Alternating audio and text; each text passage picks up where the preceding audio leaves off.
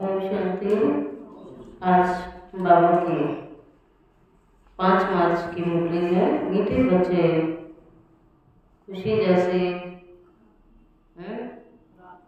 खुराक नहीं है, खुशी जैसी खुराक नहीं है। तुम खुशी में चलते फिरते पैदल करते बाबा को याद करो।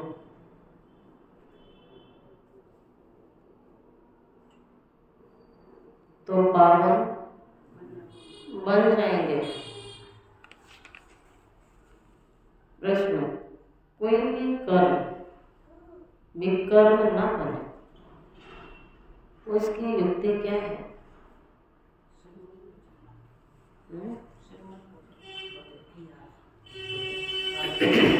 कोई भी कर्म विकर्म न बने, उसकी युक्ति क्या है?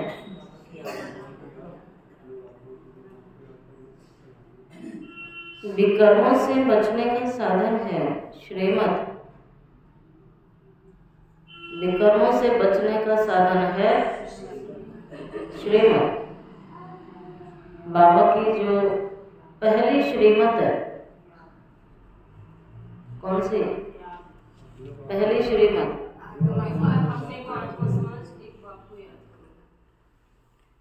पहली श्रीमत है अपने को आत्मा समझ बाबा को याद। तो अपने आप से पूछो, ये पहली श्रीमत पूरी समझ में आई? इसको फॉलो कर रहे हैं? उसकी निशानी क्या है? आत्मा समझोगे, योग लगा रहेगा। योग लगाना नहीं पड़ेगा, क्योंकि आत्मा का सर्व संबंधी बाबा ही है। आत्मा समझते ही आत्मा उड़ जाती है बाबा के पास। अपने को आत्मा समझ बाबा को याद करो, इस श्रीमत पर चलो, तो तुम विकर्माजीत बन जाएंगे। ओम शांति। रूहानी बच्चे यहाँ भी बैठे हैं और सेंटर्स पर भी है, मुरली चल रही है। यहाँ भी बैठे हैं, माना मधुबन बैठे हैं और सेंटर पर भी बैठे हैं। तो सभी बच्चे जानते हैं कि अभी रूहानी बाबा आया हुआ है। बच्चे जान गए ना, दुनिया ढूंढ रही है, पुकार रही है, बुला रही है, भगवान आह्वान कर रहे हैं। लेकिन बच्चों को निश्चय है कि भगवान तो आया हुआ है। वह हमको पुरानी चीची पतित दुनिया से घर ले जाएंगे। बाप आए हैं पावन बनाने के लिए। बाप का एक ही लक्ष्य है, पावन बना। बाबा इसी लक्ष्य से आए और सभी ने बुलाया भी था कि पतित पावन आओ, आकर पावन बनो।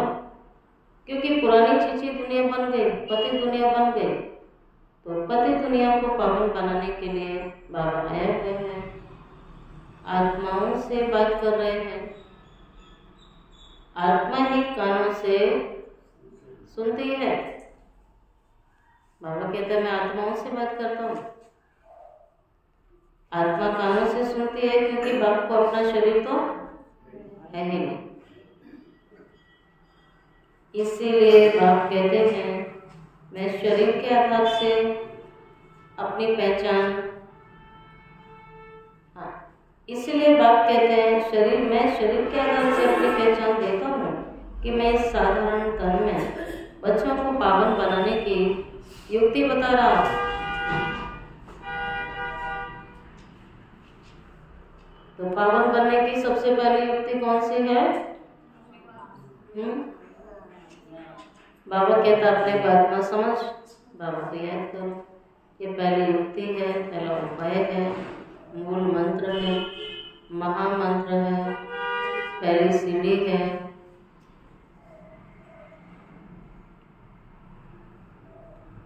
वह भी हम कल्पा के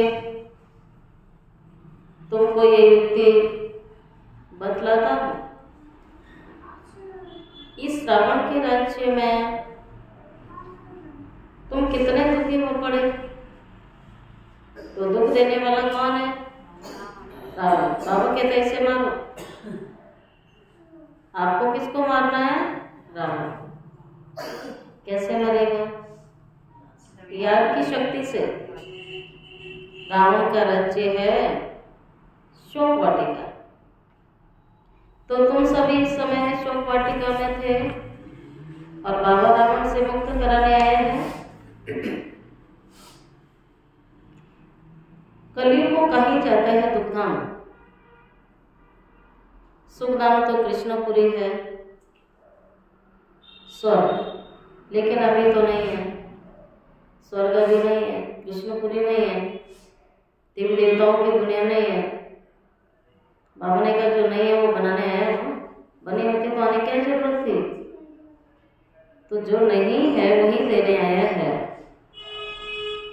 बाबा कहता है सब असुर बन गए, मैं उन्हें देवता बनाता हूँ। नर्क बन गया उसे स्वर्ग बनाता हूँ। पतित बन गए उन सबको पावन बनाता हूँ। सारे दुखी हो गए तो सबके दुख हरने के लिए, सुख देने के लिए आए हैं। बाबा कहता है जब मेरा कार्य होता है तभी मैं आता हूँ। इस समय भगवान की आवश्यकता पूरी दुनिया को है और सारी दुनिया अनेक रीति से उसे बुलाती है और बाबा आए हुए हैं, अपना कार्य कर रहा है। बाबा कहता है मैं इतने सालों से आया हूँ, 89 ईयर है ना। तो 89 शिव जयंती मनाई, 89 ईयर हो गए भगवान को आए हुए। 89 ईयर से वो अपना कार्य करा रहा है, लेकिन अभी तक भी दुनिया सोई हुई है। बहुत थोड़े बच्चे, मुट्ठी भर बच्चे उन्होंने पहचाना है और उनमें भी भगवान कहता फोटो में कोई और कोई में भी। फोटो में कोई में भी कोई थे जो मुट्ठी भर बच्चे हैं और उनमें नंबर 12। कितने प्रकार के ज्ञान में चलने वाले बच्चे हैं, किसी को ज्ञान की गहराई नहीं पता। थोड़े से मुट्ठी भर बच्चों में भी चंद बिरले बच्चे हैं जो धारणाएं कर रहे हैं, यथार्थ रीति पहचान करके अपना जीवन उन धारणाओं के आधार से चलाते हैं। बहुत थोड़े बच्चे हैं जो श्रीमत पर चलने वाले हैं। बाबा आए हुए हैं पढ़ाने के लिए, तो पढ़ाई में रुचि रखने वाले। तो ज्ञानी का पहला लक्षण क्या होता है? पढ़ाई। निश्चय बुद्धि क्लास में नजर आएगा ही आएगा, वो भी मॉर्निंग क्लास में। निश्चय नहीं है तो क्लास में आ नहीं सकता, और जो क्लास में नहीं आएगा उसकी धारणा कभी हो नहीं सकती। थोड़े दिन बाद धारणा उसकी टूट जाएगी। धारणाओं में बहुत सारी धारणाएं होती हैं। क्लास मिस करेंगे तो अमृत वेला मिस होता है, खान पान की अशुद्धि होती है, व्यवहार में चेंज हो जाएगा, स्थिति अप डाउन हो जाएगी, मन की स्थिति खराब हो जाएगी, कहीं ना कहीं उसका इफेक्ट आ जाता है। लेकिन जब हमें पता नहीं लगता है, लेकिन स्थिति डामाडोल हो जाती है। इसलिए भगवान की श्रीमत मिली हुई है कि सबसे पहले पक्के ब्राह्मण की निशानी होती है पढ़ाई, मूल्य में रुचि। बाप कहते हैं तुम घर में भी स्कूल बना सकते हो, पावन बनना और बनाना है। एक होता है क्लास होता है कभी भी करो दिन भर। एक होता है घर में एक प्रॉपर गीता पाठशाला होती है। जो प्रॉपर गीता पाठशाला जिसको ब्रह्मा कुमारी पाठशाला कहते हैं, उसमें पूरी दिनचर्या सेवा केंद्र की तरह होती है। मॉर्निंग क्लास होती है, इवनिंग क्लास होती है, कोर्स होते हैं, और जो नियमित आत्मा होती है वो पूरा सेंटर की दिनचर्या पर चलती है। हर चीज फॉलो, माना ये पता ही नहीं लगेगा। सिर्फ अंतर इतना होता है कि वो परिवार में रहने वाली कोई बहन होती है और सेंटर पर समर्पित बहनें होती हैं। बाकी कोई अंतर नहीं होता है। ब्रह्मा कुमारी पाठशाला में वो घर में चलती है, सेंटर सेपरेट होता है। तब बाबा कहता अगर ऐसा स्थान है तो आप घर में सुन सकते हो। अगर आपके घर में सवेरे क्लास होती है, विधि पूर्वक चलता है, तो आप सुन सकते हैं। तब यदि आप नहीं भी आए तो चल जाएगा, लेकिन ऐसा कोई नियम नहीं है। तो बाबा कहता क्लास में आके सुननी है मुरली, सभी को संगठित होकर सुननी है। पावन बनना और बनाना ही आपका उद्देश्य है, लक्ष्य है। बाबा भी इसी उद्देश्य से आया है, तो हम बच्चों का भी यही उद्देश्य है। अब इसमें मनना थोड़ी चलानी है। भगवान कह रहे हैं पावन बनो, सभी को कहता है, तो हमें सभी को ये ज्ञान देना। ठीक है, अच्छी दवाई तो कड़वी होगी ना, वैद्य दवाई देता है, इसलिए भगवान वैद्य नाथ है ना, उसको जो है वैद्य का टाइटल दिया गया है। आजकल के अंग्रेजी डॉक्टर का टाइटल नहीं मिला है ना बाबा को। तो बाबा तो बच्चों को पावन बनाने के लिए आया हुआ है, तो सारी दुनिया को भी पावन बनाएगा।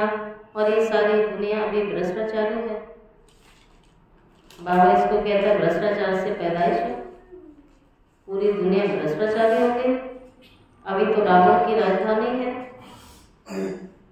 इन बातों को, भगवान की बातों को, उसके अव्यक्त इशारों को अच्छी रीति जो समझते हैं वालों को भी यथार्थ रीति अवश्य समझाएंगे।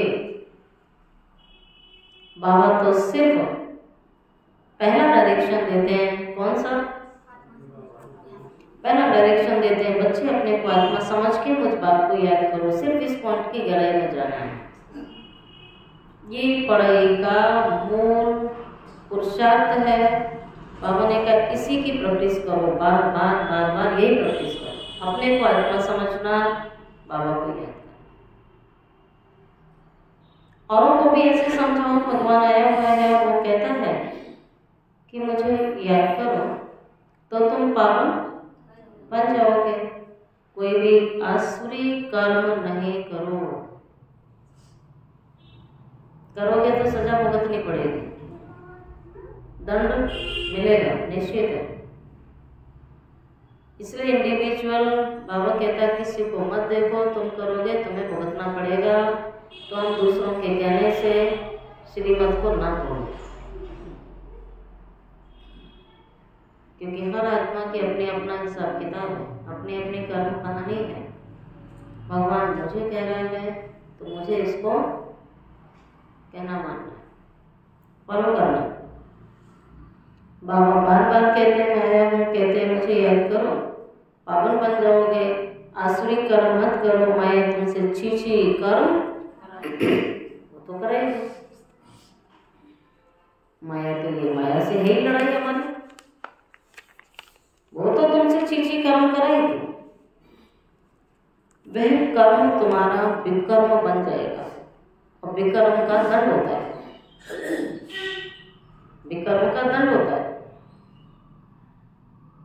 कोई भी आसुरी कर्म करना नहीं है। पहले नंबर में जो कह देते हैं अज्ञानी लोग, कहते हैं ईश्वर सर्वव्यापी है, ये भी तो माया ने कहलाया।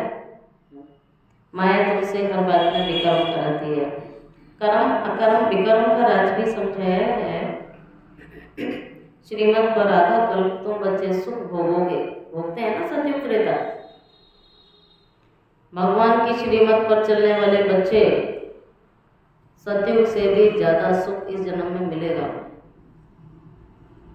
सतयुग से भी पदम गुणा प्राप्तियां संगम की हैं, लेकिन उन्हीं आत्माओं को महसूस होगा जो बाबा की श्रीमत के आधार से चलेंगे। कई आत्माओं को लगता है हम तो श्रीमत पर चलते हैं, अगर चल रहे होते तो वो सुख क्यों नहीं मिलता है? इसमें कहीं ना कहीं मनमत है, कहीं ना कहीं गड़बड़ है। कोई काम एक्यूरेट कर रहे हैं तो सिद्धि मिलेगी ना। बाबा ने तो कहा हुआ है, बताया हुआ है, संगम एक सतयुग से भी ऊंचा है, बताया ना। अभी तुम्हारा पहला जन्म हीरे तुल्य है, और सतयुग में तुम्हारा जन्म होगा सोने तुल्य, और कलियुगी लोगों का है लोहे तुल्य, कौड़ी तुल्य। तो महसूसता अगर नहीं आ रही तो कहीं श्रीमत में कहीं ना कहीं गफलत है। वरना श्रीमत पर चलने वाली आत्माओं का मन भी प्रसन्न रहेगा, हल्के भी रहेंगे, ऑटोमेटिक योग लगेगा, सेवा की खींच होगी, एनर्जी लेवल बहुत हाई होगा। एनर्जी लेवल उनका अंदर तो बहुत हाई होगा। दुख की लहर आएगी नहीं लाइफ में, और उन्हें लगेगा नहीं हम कुछ कर रहे हैं जीवन में। सब ऑटोमेटिक उसका कार्य चलता रहेगा, ऑटो मोड पर। सब संकल्प किया, कार्य हो गया, सिद्धि। बाबा कहता है तब विधि पूर्वक चलने वाली आत्माओं की विधि पूर्वक पूजा होती है, विधि पूर्वक चलने वाली आत्माओं को सिद्धि मिलती है।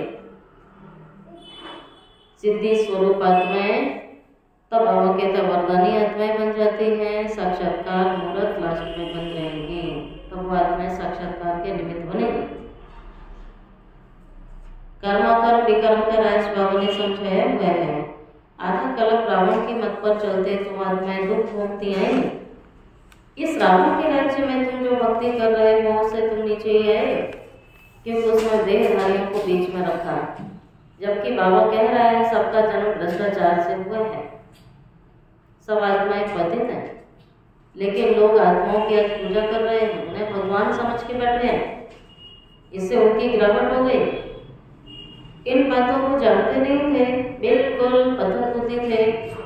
पत्थर बुद्धि पारस बुद्धि गाते हैं ना, भक्ति मार्ग में भी कहते हैं कि ईश्वर इनको अच्छी बुद्धि दे दो, कहते हैं भगवान इसको सब बुद्धि दे, भगवान इसको बुद्धि दे दो जो ये ठीक मार्ग पर चल सके। तो ये लड़ाई आदि बंद करते हैं तो बच्चे जानते हैं बाबा बहुत अच्छी बुद्धि हमें दे रहा है, मुरली में बुद्धि मिलती है, भगवान बुद्धि बांट रहा है, जिसके लिए हमने पुकारा कि भगवान आओ और मुझे सद बुद्धि दो। सद ज्ञान गाते हैं, भगवान आया है, अकल बांट रहा है। इसी समय का गायन है कि वो अकल बांट रहा था, लेकिन कल बाबा ने कहा किसी किसी का बह जाता है, वो तो अकल पूरी बांट रहा है, सद्बुद्धि दे रहा है। बाबा कहते हैं मीठे बच्चे, तुम्हारी आत्मा जो पतित बन गई है उसे और पतित मत बनाओ, उसे बाबा की याद से पावन करो। उसको पावन बनाने में ज्ञान की यात्रा से, और पावन बनेगी भगवान की याद से बनेगी, बाबा की याद से बनेगी। भले घूमो फिरो, बाबा की याद में तुम कितना पैदल करके जाओगे, तुमको शरीर भी भूल जाएगा। फिर ऐसे लगेंगे विमान मिल गया, उड़ के पहुंच गए। कितना भी पैदल चलो कोई थकान नहीं होगी, ऐसे लगेगा शरीर भूल गया। गाया जाता है, क्या गाया जाता है आज की मुरली के आवाज से? खुशी जैसी खुराक नहीं, खूब खा रहे, ये खुराक खूब खा रहे, महंगी थोड़ी है, बहुत सस्ती है, बाबा ने दी है हमें, भंडारा भरपूर किया हुआ है। तो खुशी मिलती है बाबा की ज्ञान से, बाबा की श्रीमत पर चलने पर और बाबा की सेवा पर। तीनों चाहिए, श्रीमत पर भी चलना है, जो याद में रहेगा वो श्रीमत पर चलेगा ही चलेगा, उसकी निशानी वो सेवा भी जरूर करेगा, सेवा किए बिना रह नहीं सकता। भगवान कहता है तुमको मैं याद करता हूँ, लेकिन वो जो काम ले रहा है वो तो करना नहीं है, उससे थोड़ी खुश हो जाएगा बाबा कि आप कहो कि मैं सारा टाइम बैठ के योग करती रहूं, कोई सेवा ना करूं, इससे बाबा खुश नहीं होगा। उसने हमें कर्म योग सिखाया, याद तो बैठ के अभ्यास करने के लिए बोला है, लेकिन उस याद का प्रयोग तो कर्म में ही करना है ना हमें। भगवान कहता है सर्विस सर्विस सर्विस, सेवा की लगन होगी उसे। भगवान कहता है ना हर चीज का लक्षण होता है, जो याद में रहेगा उसको सेवा की लगन जरूर होगी। और अगर सेवा की उछल नहीं आती है, भगवान कहता है योग ठीक नहीं है। फिर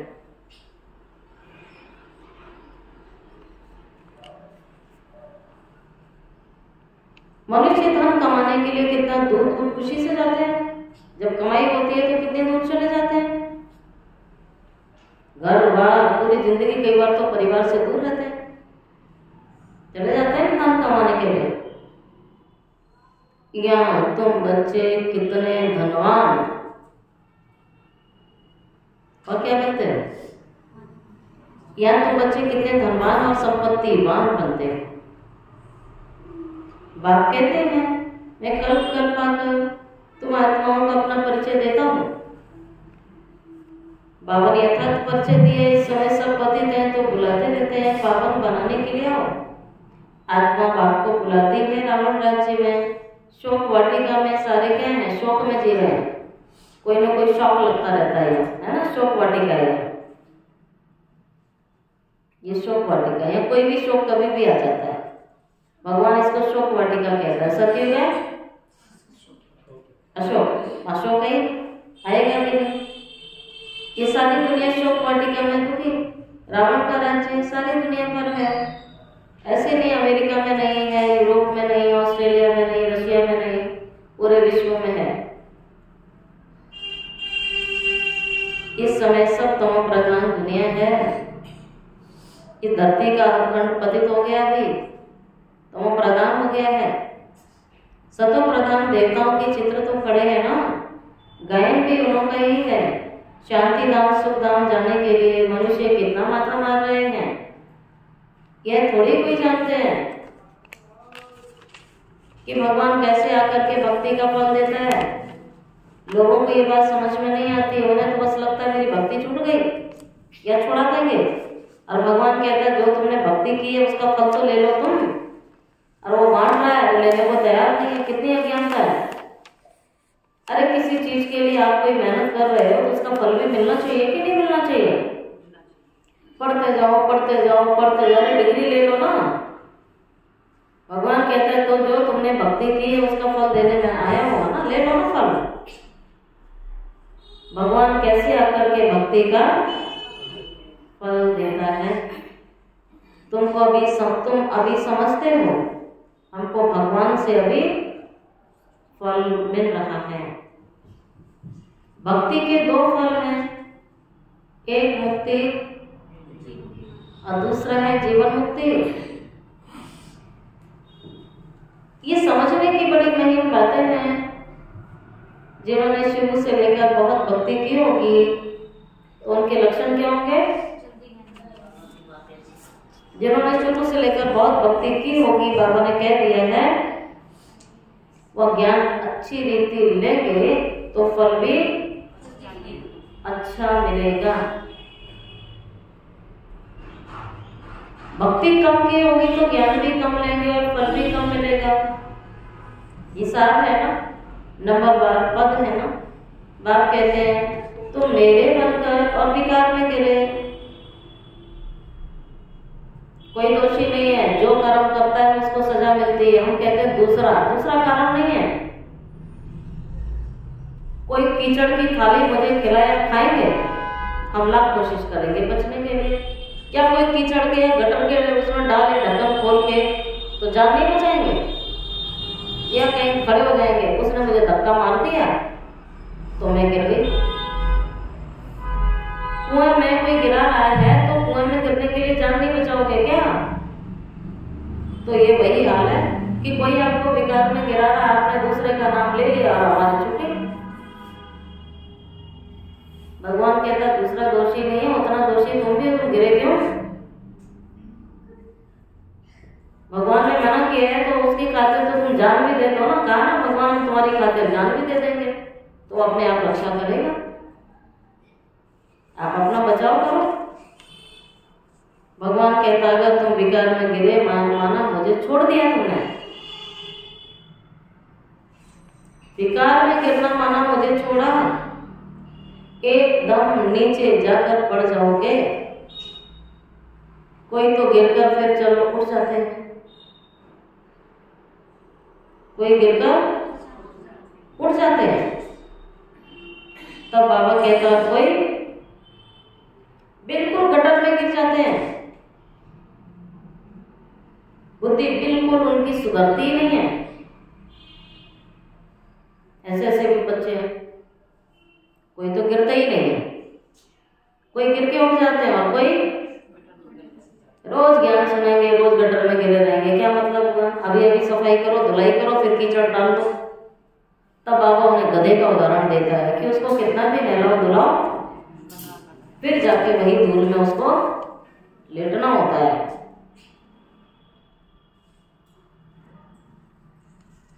तो इसलिए बाबा कहते हैं तो कई तो बिल्कुल सुधरते नहीं है, गटर में गिर जाते हैं। वही गंद देखने की आदत, सुनने की आदत, बोलने की आदत जाती नहीं है उनकी, दिमाग में किचड़ा रहता है, उल्टी सीधी चीजें चलती हैं दिमाग में। तब बाबा कहता तुम्हारा पात्र शुद्ध नहीं है तो ज्ञान कैसे जाएगा?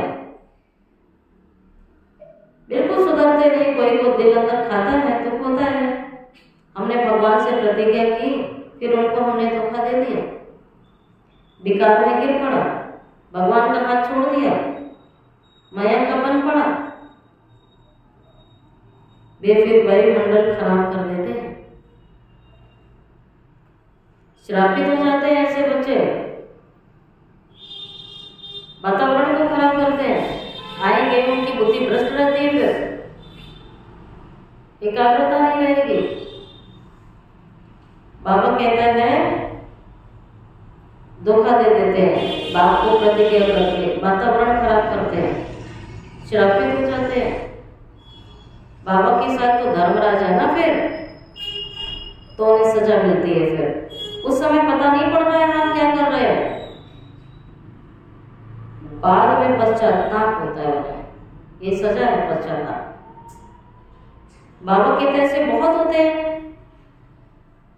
किसका खून कर लेते हैं और जेल में जाना पड़ता है, फिर पश्चाताप होता है, नाहिक उसको मारा मैंने, क्यों ऐसी भूल की, गुस्से में आकर मारते भी बहुत हैं। ढेर समाचार अखबारों में पढ़ता है, तुम तो अखबार आदि पढ़ते नहीं हो इतना, दुनिया में क्या क्या हो रहा है। बाबा कहते हैं तुमको मालूम नहीं पड़ता है, दिन प्रतिदिन हालतें खराब हो रही हैं, सीढ़ी नीचे उतर रहे हैं। तुम इस ड्रामा के राज को जानते हो, बुद्धि में ये बात है बाबा की, बाबा को ही याद करें, कोई भी ऐसा चीची करते हुए ना करें जिससे हमारा रजिस्टर खराब हो जाए, लेकिन बुद्धि ही खराब हो जाती है तो हाल को हो जाता है मनुष्यों का। जैसे शराबी रोज शराब पीता और सवेरे पश्चाताप करता है, रोज पीता है फिर पश्चाताप करता है, लेकिन वो सिलसिला उसका कभी निरंतर चालू रहता है। सवेरे माफी मांगेंगे, पश्चाताप करेंगे, रात को वही काम करेंगे। ऐसी विकारी आत्माएं रोज विकार में जाएंगे, रोज पश्चाताप करेंगे, रोज मंदिर पहुंच जाएंगे, वही उनका सिलसिला चालू रहता है। गलत आदतों को स्टॉप नहीं करते हैं, परिवर्तन नहीं करते हैं, तो बात तो वहीं की वहीं रहेगा। उसे कोई जीवन में आगे थोड़ी बढ़ गया व्यक्ति, वही काम किया रोज उठ के, रोज माफी मांग ली भगवान से, लेकिन समय आया तो फिर वही कार्य किया, तो जीवन परिवर्तन तो नहीं हुआ। हाँ जी ऋषि,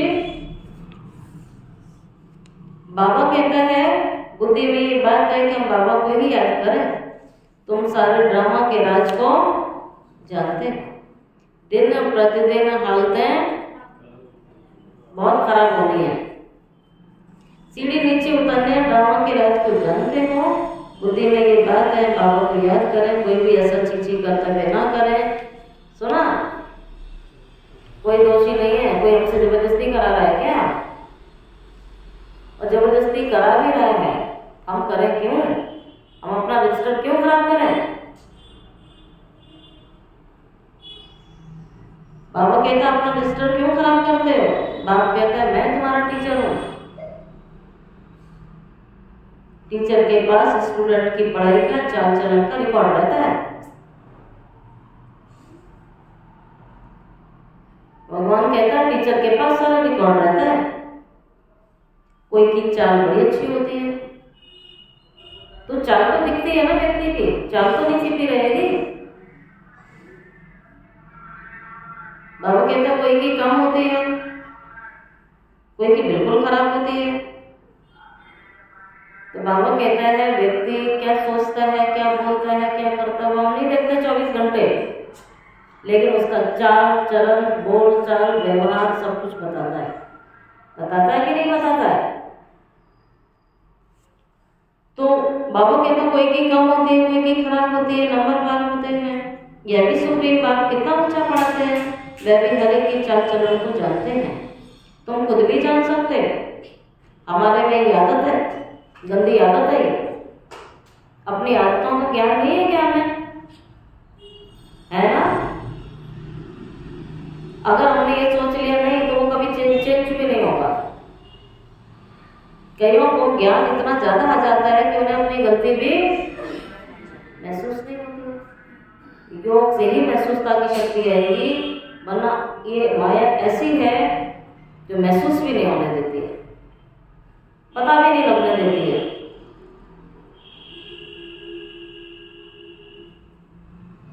अंदर जाना चाहिए, हमारे में ये आदत है, गंदी आदत है, इस कारण हम फेल हो जाएंगे। इन आदतों के कारण फेल हो जाएंगे। बाबा हर बात क्लियर करके समझाते हैं। पूरी रीति पढ़ाई नहीं पढ़ेंगे, किसको दुख देंगे तो आगे बोलो, बोलते जाओ। अगर तुम किसी को दुख देंगे तो दुखी होकर मरोगे, तो दुखी होकर तो मरना नहीं है, तो क्या करना है? सुखी होके मरना है ना। जीवन में भी सुखी रहना है, मरना भी सुखी होके है, तो पूरे जीवन क्या करना है? लेने की आश नहीं रखो, देना सीखो। देना है मुझे, मांगने वाले मंगता नहीं बनना है कि कोई मुझे देगा तो मैं दूंगी। मुझे देना है। मैंने दूसरों के लिए क्या किया? आज मनुष्य की सारे जीवन लेने की इच्छा रहती है, लेकिन अपना जीवन हम जानते नहीं कि मैंने दूसरे के लिए क्या किया। बाबा कहता है जब देने लग जाओगे ना, तो देने में जो आनंद है वो लेने में भी आनंद नहीं होता है। लेने से ज्यादा देने में आनंद आएगा। जैसे भोजन खाते हो ना, खाने में आनंद आता है, लेकिन खिलाने का आनंद खाने से ज्यादा होता है। एक माँ से पूछो, वो अपना खाना अपने बच्चे क्यों खिलाती है? क्योंकि बच्चे को खिला के उसको आनंद आ रहा है। तो देने का जो आनंद है वो कुछ और ही है, वो लेने का नहीं है। बाबा कहता देते जाओ। अगर दुख दोगे, दुखी होकर मरोगे और पद अलग भ्रष्ट हो जाएगा। धर्मराज की सजा अलग मिलेगी।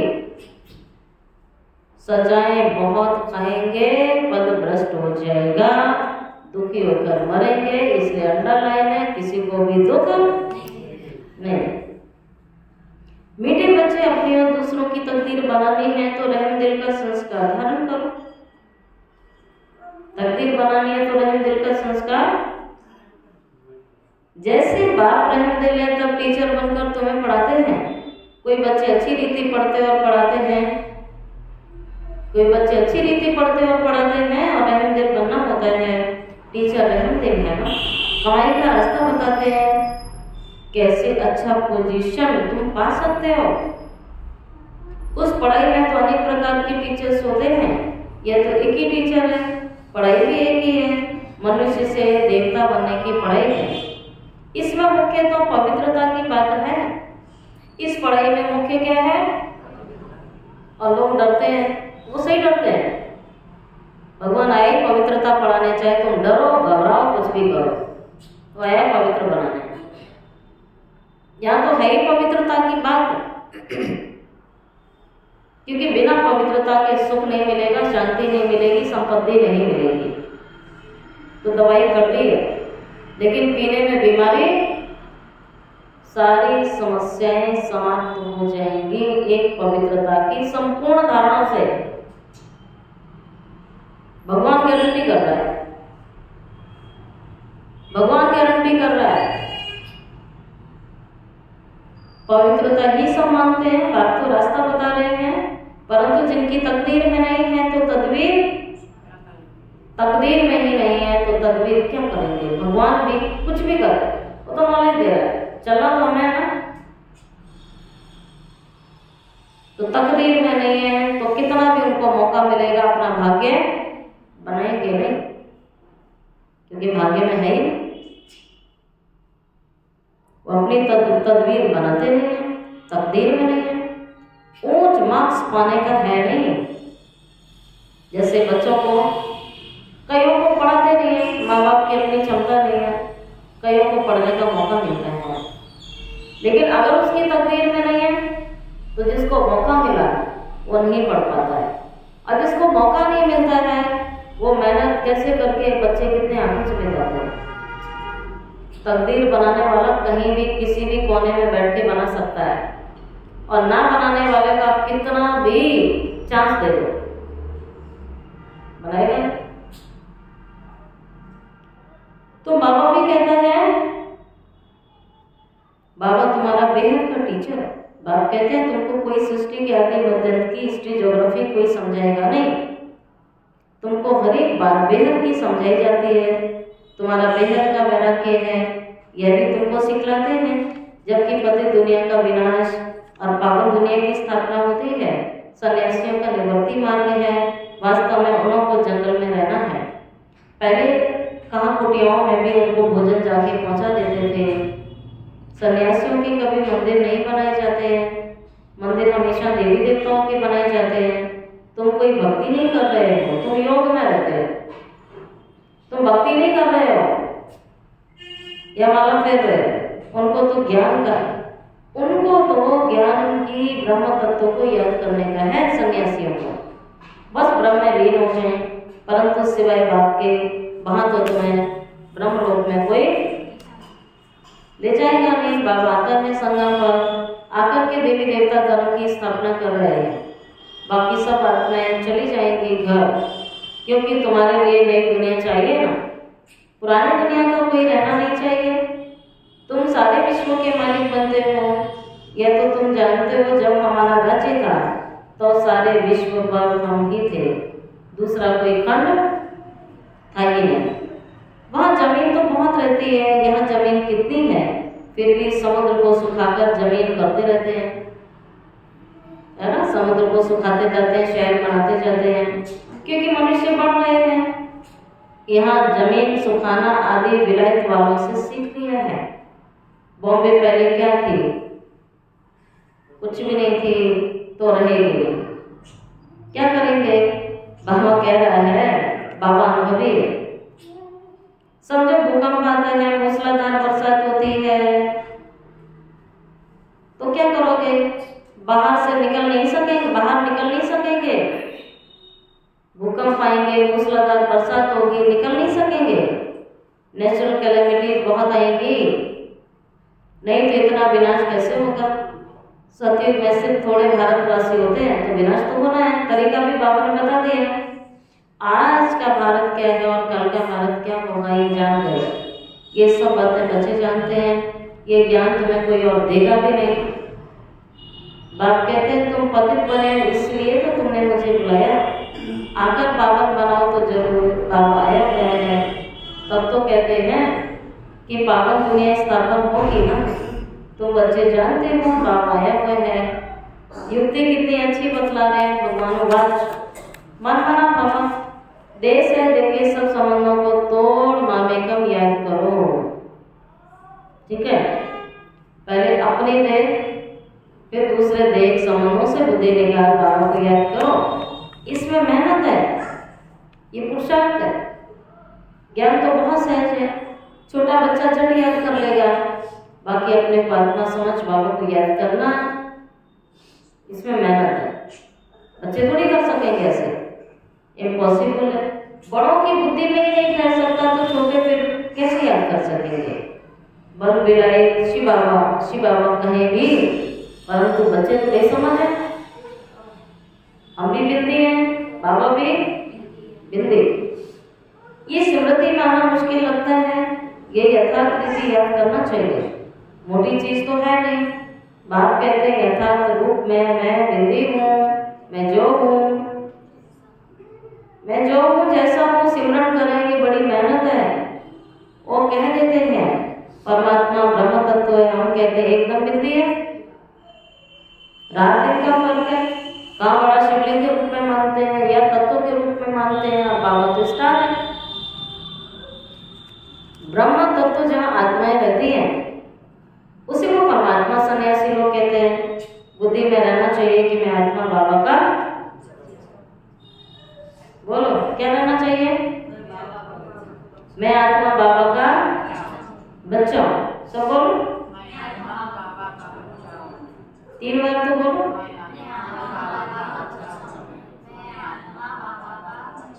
इन कानों से सुनता हूं, बाबा इस मुख से सुनाते हैं, तो मैं परम आत्मा हूँ, परे ते परे रहने वाला हूँ। तुम भी परे ते परे रहने वाले हो, परंतु जन्म मरण में आते हो, मैं नहीं आता हूँ। तुमने अभी अपने 84 जन्मों को समझा है, बाबा के पाठ को भी समझा है। आत्मा कोई छोटी बड़ी नहीं होती है। बाकी आयरन एज में कलयुग में आने से आत्मा मैली हो गई। मैल कौन सी, विकारों की, बुराइयों की मैल चढ़ी हुई है। इतनी छोटी सी आत्मा में सारा ज्ञान है। बाबा भी इतना छोटा है, परंतु उनको परमात्मा कहा जाता है। वह ज्ञान का सागर है, तुमको आके समझाते हैं। इस समय तुम जो पढ़ रहे हो कल पहले भी पढ़ा था। जिससे तुम देवी देवता बने थे, तुम्हारे में सबसे खोटी तकदीर उन्हों की है। बाबा कहते हैं तुम बच्चों में सबसे खोटी तकदीर किसकी कहेंगे, जो पतित बन अपनी बुद्धि को मलिन बना देते हैं। क्योंकि उनमें धारणा हो नहीं सकती, दिल अंदर खाती रहेगी, औरों को कह नहीं सकेंगे पवित्र बनो।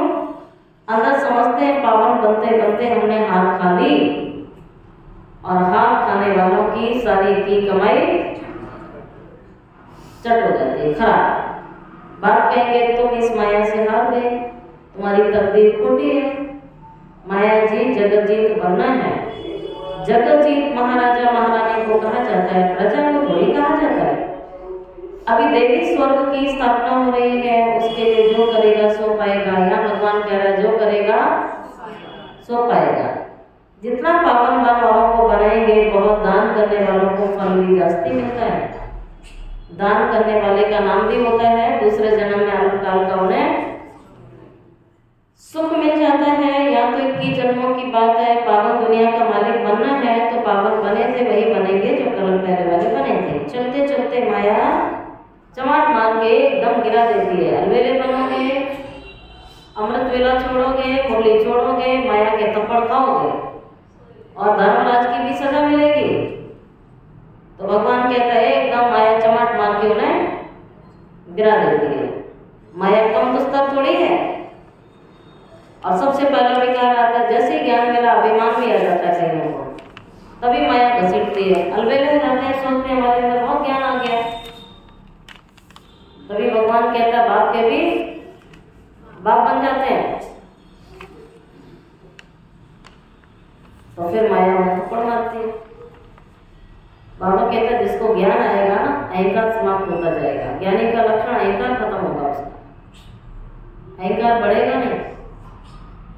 8-10 साल पवित्र रहते हैं, पवित्रता पर झगड़ा हुआ, दूसरों को भी गिरने से बचाया, लेकिन खुद गिर जाएंगे। तकदीर कहेंगे ना, बाप का बनकर माया का बन जाते हैं तो दुश्मन हो गया ना। फिर खुदा दोस्त की एक कहानी है। बाबा आकर बच्चों को प्यार करते हैं, साक्षात्कार कराते हैं। बिगड़ कोई भक्ति करने के भी साक्षात्कार होता है, तो दोस्त बनाया ना। कितने साक्षात्कार होते थे, फिर जादू समझ हंगामा करने लगे शुरू में। तो बाबा स्टार्टिंग की सारी स्टोरी बता रहे हैं कि मैंने साक्षात्कार कराए, लेकिन लोग हंगामा करने लगे तो बंद कर दिए। पिछाड़ी में अब अंत में तुम बहुत साक्षात्कार करोगे। आगे कितना मजा होता था, और देखते देखते कितने कट गए। भट्टी से कोई ईंट पक कर निकली और कोई कच्ची रह गई। 14 साल की भट्टी चली, कोई ईंट पक गई और कोई तो एकदम टूट पड़े। कितने चले गए, अभी वे लखपति करोड़पति तो बन गए बाहर जाके, समझते हम तो स्वर्ग में बैठे, जो गए थे ना यज्ञ से निकल के, लेकिन हम स्वर्ग यहाँ कैसे हो सकता है? बाबा पूछते हैं। स्वर्ग तो नई दुनिया में होगा ना। अच्छा, मीठे मीठे सुखी लदे बच्चों प्रति माता पिता बाप दादा का याद प्यार, गुड मॉर्निंग। रूहानी बाप की रूहानी बच्चों को नमस्ते। रूहानी बच्चों की रूहानी बाप दादा को याद प्यार, गुड मॉर्निंग और नमस्ते नमस्ते नमस्ते। शुक्रिया बाबा, शुक्रिया बाबा, शुक्रिया बाबा। क्या सुना?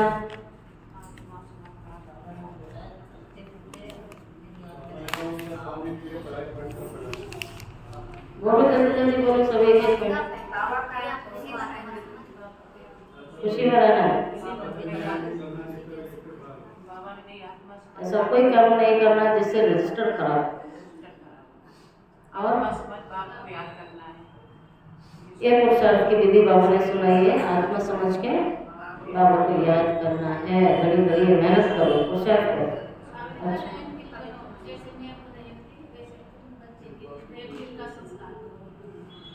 टीचर रहते होता है ना, बाबा के तरह रहते हो। अच्छा, और